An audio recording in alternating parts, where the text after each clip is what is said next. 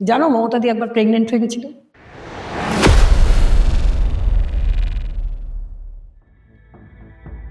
Andaman tour করছি আমি, দিদি প্রেগনেন্ট হয়ে গেল, দিদি প্রেগনেন্ট হয়ে গেল। কালকে এসে আমার বডি দিত, আমি কালকে মার্ডার হয়েছে। হ্যাঁ, আমি মার্ডার হয়েছে তো।